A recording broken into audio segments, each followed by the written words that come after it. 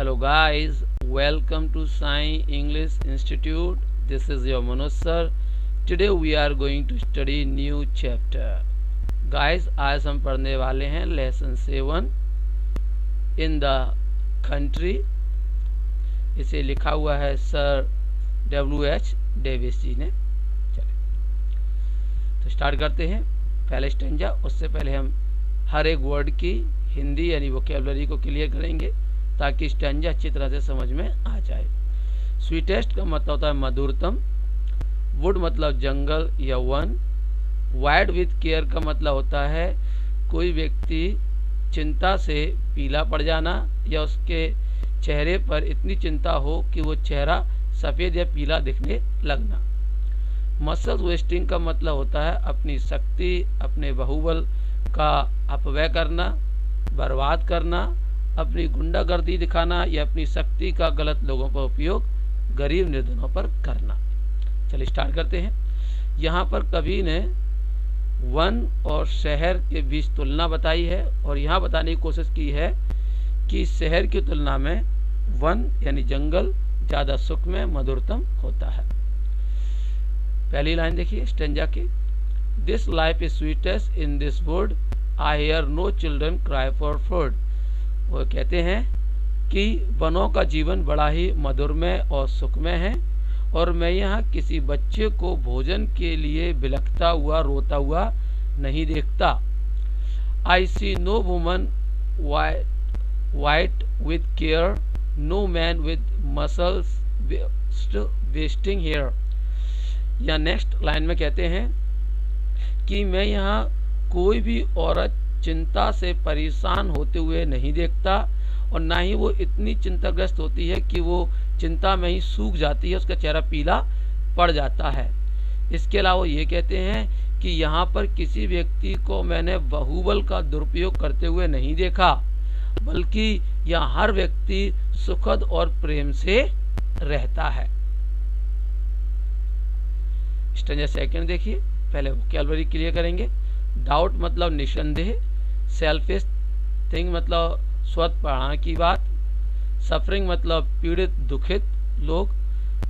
Shuns poor creatures मतलब गरीबों से या पीड़ितों से दूर रहना, उनसे किनारा करना, अलग हो जाना. शेड मतलब दुखी और वैन मतलब निस्तेज. अब हम स्टेंजा को पढ़ते हैं. No doubt it is a selfish thing to fly from human suffering. अर्थात वो यहाँ कहते हैं कि निसंदेह या स्वार्थ की भावना और स्वार्थपरायण होगा जो दुखित लोगों को देखकर भगना है या दुखित लोगों को देखकर पीड़ित लोगों को देखकर भगना एक निश्चित ही स्वार्थपरायण कार्य है. No doubt he is a selfish man who shuns poor creature sad and wan. यहाँ कहते हैं निसंदेह वह व्यक्ति महास्वार्थी है जो दुखी और निस्तेज गरीब प्राणियों को देखकर दूर भग जाता है, उनसे नज़र चुराता है, उन्हें किनारा कर देता है, उनकी तरफ ध्यान नहीं देता. थर्ड स्टेंजा देखिए. पहले हम वोकैबुलरी कवर करेंगे. रैच्ड लाइफ मतलब घृणित जीवन. फेस मतलब सम्मुख होना, सामना करना. हंगर मीन्स भूख. कष्ट विथ मतलब शापित. एम्प्टी मतलब खाली. Heart is full to help. दिल भरा हुआ है मदद के लिए. स्टेंजा स्टार्ट करते हैं. But it is a wretched life to face. Hunger is almost every place. यहाँ पर कवि कहते हैं कि यहाँ हर तरफ भूखमरी है, हर तरफ भूख ही भूख और प्यास ही प्यास है और इस प्रकार का माहौल देखना, फेस मतलब सामना करना भी एक घृणित सा जीवन सा लगता है. अर्थात वो कहते हैं कि इस प्रकार की भूखमरी देख के भी घृणित सा जीवन महसूस होता है. Cursed with hand that's empty when the heart is full to help all man.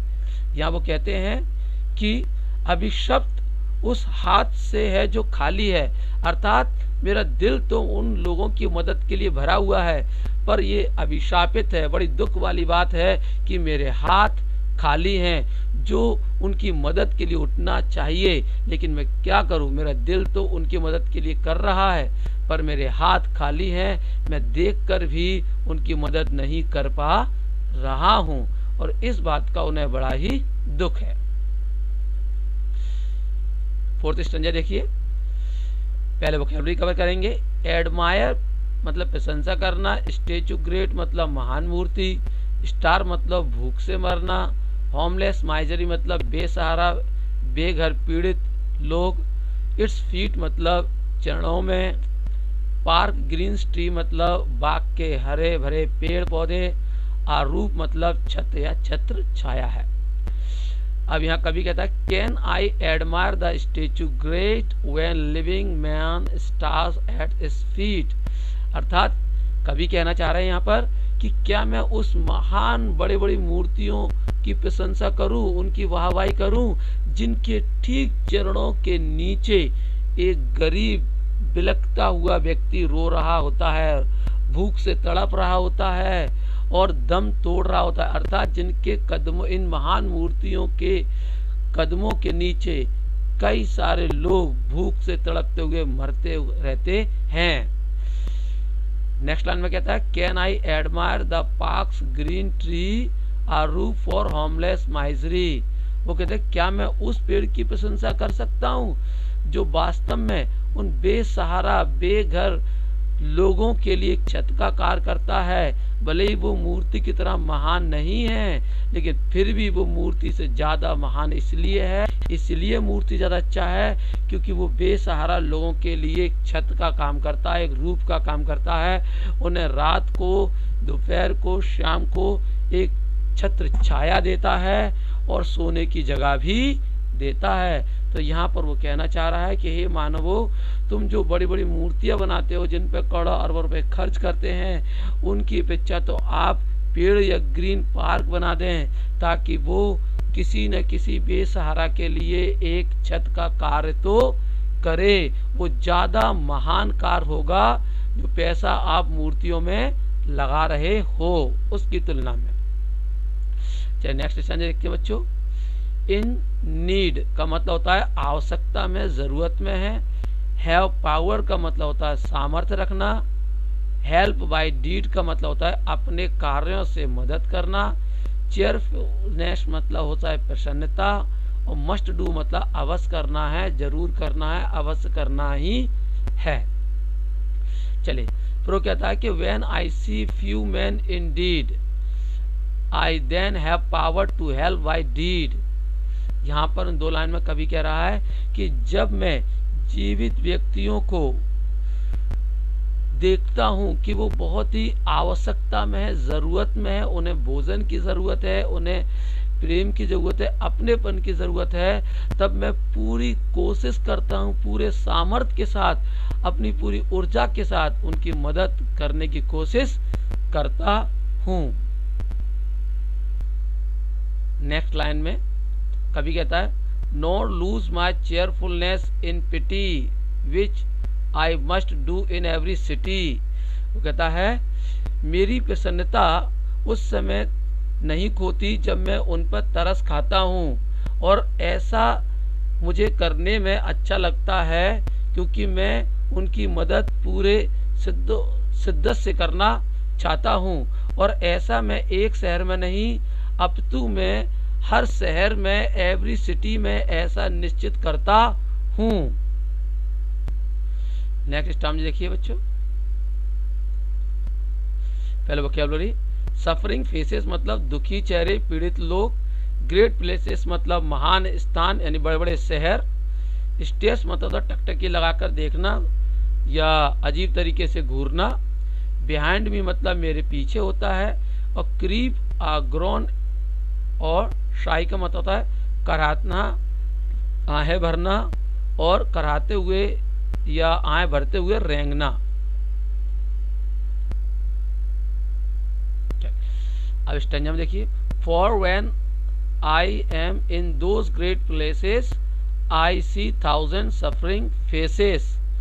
Before me stares a wolf eyes, behind me crave a groan and shy। अर्थात इनमें कहता है क्योंकि जब मैं इन महान स्तनों पर होता हूँ तो मुझे चारों तरफ हजारों लोग सफरिंग दिखाई देते हैं, पीड़ित दिखाई देते हैं, रोते हुए बिलखते हुए दिखाई देते हैं, और ये देखकर मुझे बड़ा ही दुख होता है।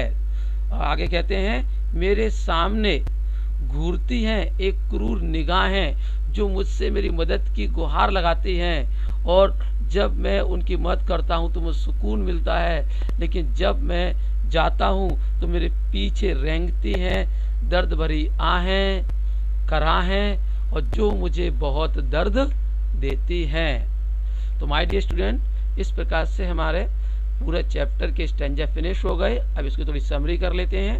हम यहाँ देखते हैं कि इस पूरे ही पोयम में कवि शहर और गांव यानी वन की बात करता है, जहाँ पर वो वन को शहर की अपेक्षा ज़्यादा सुखद और मधुरमय बताता है, और शहर में वो हजारों लोगों को पीड़ित और दुखद बताता है। और वह कहता है कि जिस प्रकार से मैं कोशिश करता हूं कि लोगों की मदद कर दूं, इसी प्रकार से हर व्यक्ति को दूसरे मानव की मदद करनी चाहिए, यही मानवता है। बच्चों, अब स्टैंजा से संबंधित जो क्वेश्चन पेपर में आते हैं वो हम सॉल्व करेंगे। पहला मैं सॉल्व करूंगा, दूसरा मैं आपको सॉल्व करने के लिए दूंगा। देखो, स्टैंजा ऐसे 4 लाइन का आएगा, उससे संबंधित कुछ क्वेश्चन आएंगे। पहले हम स्टैंजा को पढ़ेंगे, फिर उससे संबंधित क्वेश्चन सॉल्व करेंगे। But is a wretch life to face hunger in almost every place, cursed with the hand that's empty when I heart is full to help। वो कहता है कि यहाँ शहर में हर तरफ भुखमरी ही भुखमरी है, और इस प्रकार की अवस्था देखकर मुझे बहुत दुख होता है। और इतना ही नहीं, मैं अपने दिल और जान से उनकी मदद करना चाहता हूँ, पर क्या करूँ, दुर्भाग्य वाली बात है कि मेरे हाथ खाली हैं। ये इन्होंने इन 4 लाइनों में कहा है। क्वेश्चन पहले देखिए, नेम ऑफ द पोयम। ये पोयम किस ये जो लाइन है वो किस पोयम से ली गई है? तो जैसा कि हम पढ़ चुके हैं, ये लाइन हमारे इन द कंट्री से ली गई है। तो हमारा आंसर हो गया इन द कंट्री, यानी सेकंड। नेक्स्ट क्वेश्चन देखिए, what is the almost everywhere.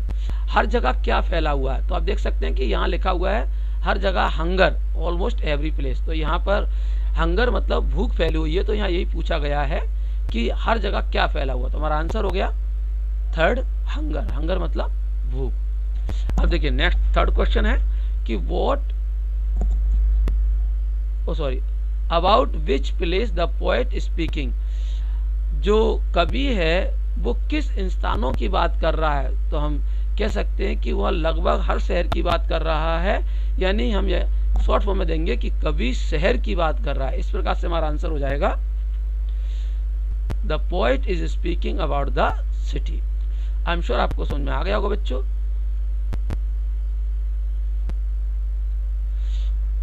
अब मैं आपको सॉल्व करने के लिए एक पैसे दे रहा हूं, आप इसे सॉल्व कीजिए। आंसर शीट का डिस्क्रिप्शन में मिल जाएगा, आप वहां से आंसर अपनी कंपेयर कर सकते हैं। Thank you for watching, have a nice day, goodbye, take care.